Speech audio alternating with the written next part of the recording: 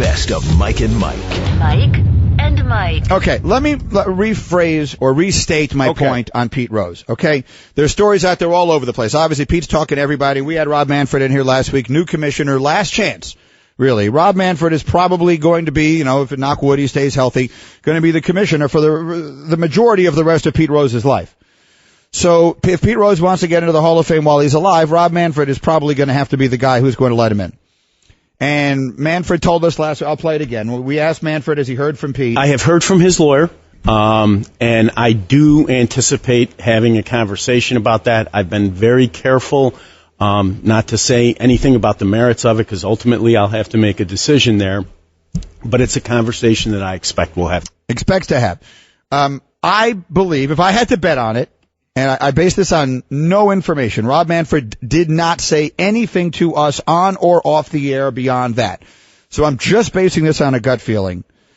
I think he is going to do it. I think he is going to eventually pave the way for Pete to get in the Hall of Fame. I think we both agree with that. He's going to make him eligible to be voted, and then you have other discussions and decisions to make on. I believe the writers will put Pete in the Hall. That's my belief. I could be wrong. I think they will. The issue will be will he get to the writers or will he go right to the Veterans Committee, which we both think he should go to the writers. His clock should start at 0, but let's not get ahead of ourselves. Let's not put the cart before the horse. Right. Let's go back to removing him from the banned list. Because that's what would have to happen, okay? Yes. For those who don't understand the circumstances, Pete Rose signed away his own fate with now 3 commissioners ago, Bart Giamatti, after the Dowd report, and basically acknowledged in that, although he thought he was making a deal that had a term on it, and obviously it didn't work out that way, and the commissioner died, and everything else has changed, and Pete Rose still finds himself 25 years later on the outside looking in at Major League Baseball on the permanently banned list for gambling on the sport, which is the ultimate no-no, and I understand that, and I'm in no way diminishing the severity of that crime against the sport. What I am saying is 25 years is a very long penalty. I am also saying that I believe that his lifetime ban from working in the sport, from making a living from Major League Baseball, should remain in place for the rest of his life. But I do believe, as one of the great players, and what does Chris Carter always say? Can you tell the story of the history of the game without this guy? In my opinion, Pete Rose is a huge part of the story of the history of baseball. He brought millions of people into the tent in the 70s. He was an infectious, great player. He's the all-time hits leader. He was a guy that if you're at a ball game with your kid, you point to him and you say, that's the way you play the game. That's the way you play the game. He was a fun player to watch and a genuinely great player. So in my opinion, he deserves to be in the Hall of Fame based upon what he did. Now, over the last 20 years, he has been his own worst enemy. He has handled the situation as badly as you can. He has lied, and lied some more. He allowed close friends and legendary players like Johnny Bench to unknowingly lie for him, to defend him erroneously. He then finally came forth and told the truth by selling it in a book. You can't handle the situation worse than Pete has handled it. And in my opinion, Pete Rose deserves to get into the Hall of Fame based on the merits of his play. And there isn't anything he can say that will change my opinion.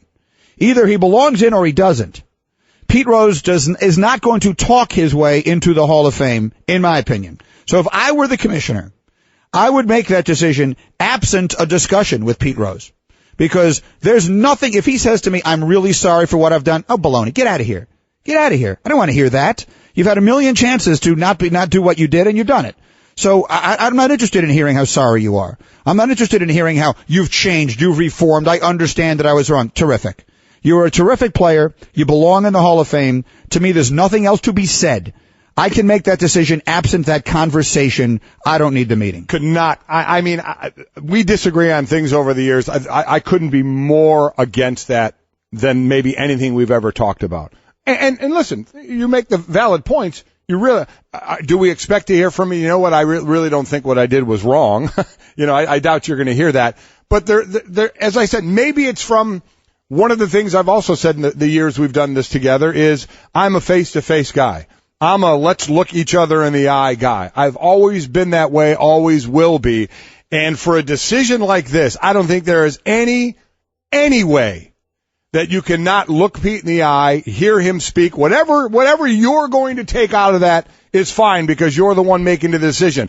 All I know is incarcerated people for 20 years meet before a parole board. They meet with these people. They don't just the parole board doesn't just get handed a report by the guards that say this guy has been good for the last 20 years. He said this. He said this. He is ready to go back to society. Who would know more than the guards in this place? We see him every day. Here's our report. No need to meet with them. No, they meet with them. They sit with them. And do you think you hear what they want to hear? What do you think they're going to say? Oh, I've changed in prison. I think I can be a benefit to society.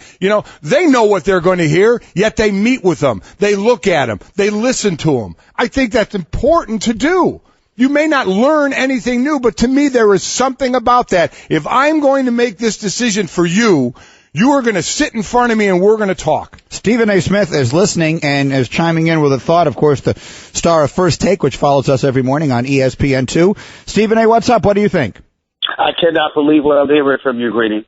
I really can't believe it. I mean, listen, I get where you're coming from, and this is the thing that just blows me away. You're one of the nicest guys I've ever encountered in my life. I cannot believe how cruel you sound. Not only are you saying that you don't want to meet with this guy, but you're saying even though you're a supporter of him being in the Hall of Fame, he should never be allowed in baseball again. There are murderers that get lighter sentences than Pete Rose has received. I am in no way defending what this guy has done, the continuous lies that he told over the years, but most of it, if not all of it, was born out of fear that exactly what has happened would have happened. Meanwhile, over the course of that period of time, can baseball have been any worse? Can we not have encountered performance-enhancing drug users as folks that are compromising the game because they are literally cheating by enhancing their performance, and they've been allowed to return to baseball? Mark McGwire is an employee on a Major League Baseball team, but Pete Rose, who generated millions for Major League Baseball, who built a following, who millions of baseball lovers out there, gravitated to the sport because of him, the guy with the greatest nickname, as far as I'm concerned, in the history of Major League Baseball, he doesn't get to come back in because this hard and fast rule of not gambling on baseball was put into place. Oh, but you can use performance-enhancing drugs and we can forgive you, even though you show up on Capitol Hill, can't even remember how to plead the fifth, and you get employed in Major League Baseball. And, oh, by the way, Mark McGwire did so, admitted it only in an interview with Bob Costas, only after he had a job waiting for him, and it was the Major League Baseball Network. Come on, Greeny. I mean, come on now. I know Pete Rose is wrong. I'm not here to defend him in terms of, oh, my Lord, he did something right. He did everything wrong. But it's been over 25 years. This is America, and I think the absence of compassion is really alarming, especially when we've shown a willingness to literally forgive or turn a blind eye and a deaf ear to everybody else. Mike, Stephen A. Smith. Oh, so we're having two different discussions, Steve. Let's go to the first one first. If you were making the decision, because I've said, if I were making the decision, I would put him in the Hall of Fame. If you make him eligible to be voted. I would make him eligible. If I'm the commissioner, I would do whatever it is that my part is to allow the process to begin for putting him in the Hall of Fame. Let's put your separate discussion about his being able to work in the sport aside for just a moment. If you were to put him, would you need to sit with him if you believe he should be in the Hall of Fame, or even if you didn't believe he should be in the Hall of Fame? Is there anything that he could say to you in a conversation that was going to sway your opinion one way or another based upon his history? No, I would definitely put him in the Hall of Fame, or I would make him eligible to be voted into the Hall of Fame immediately. I don't need to meet with him, but I would anyway, because that's the process. And if we're talking about the process, so much has happened, so much has transpired. There's a level of contrition that kicks in, particularly, Greeny, when you get older. You look at your own mortality. You recognize all the mistakes that you made. And so I would want to be able to say, I looked at him, I saw him, I talked to him. This is what I come away with. Is it necessary? I agree with you there, but I would still do it because that's just the way things go. And then the second part of it is, I understand your argument about performance-enhancing drugs, and we can have a million different debates, and Lord knows over the decade we've done that here, about just how stiff the penalty should be for one thing or for another thing. The way I've always understood it is that within the competitive sports leagues, they consider gambling to be worthy of the quote-unquote professional death penalty, because once you interfere with the integrity of the sport, once you bring in the possibility, as the NBA had that problem with the rogue referee that time, once you bring in the possibility that you've got a guy who is, that the game is not on the up and up, now you have a chance to bring down the entire house of cards. That is my understanding of why it is worthy of being a greater crime, if you will, than performance-enhancing drugs or anything else that they can think of. Well, then my response to that is make sure let's get rid of Oprah. Let's erase her from the landscape. Let's erase Dr. Phil. Well, let's erase Dr. Ruth or whoever else you want to pick, because it seems to me that over the last 20 years, we've come up with, professions have been created to literally explain away the nonsensical things people have done throughout their lives, because everything seems to be attached to a problem or an addiction or anything like that. Anybody that you talk to in Major League Baseball would highlight Pete Rose as a gambling addict. He had a problem. So guess what? How come he can't sit back here years later and went like this? I had a problem. I had a problem. It was a big-time problem. I had an addiction. I didn't know how to deal with it, et cetera, et cetera. We're willing to explain away everything else. We're willing to explain away crime. We're willing to explain away cheating. We're willing to explain away all types of unsavory things just so people can get a second chance at life. But, Pete Rose is the exception. He's the one person that gets condemned for life while this sport still prospers. And by the way, this man contributed more to the sport than he ever took away from it. We saw evidence of that when he was honored at Yankee Stadium. My Lord, people are still holding it against Jim Gray because of Jim Gray simply asking him the question, because of the moment, the way the game was being celebrated, the fact that fans across the nation were celebrating Pete Rose. For God's sake, the New York Yankees had an attitude with a reporter because they asked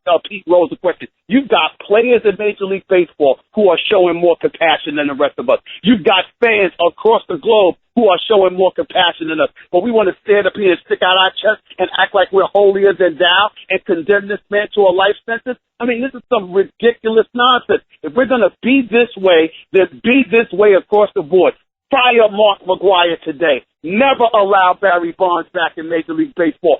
Get on Sammy Sosa for all of a sudden needed an interpreter when he showed up on Capitol Hill talking about Major League Baseball has been very, very good to me. Get on everybody. Why should Alex Rodriguez be allowed to come back and collect 3 years and $64 million when he knowingly cheated, not just once, but multiple times, and he tried to throw everybody under the bus, even in a criminal fashion, so he could sit there and get back in Major League Baseball or never have to leave. But suddenly we're going to sit there and judge Pete Rose after 25 years. Where is our shame? Enough.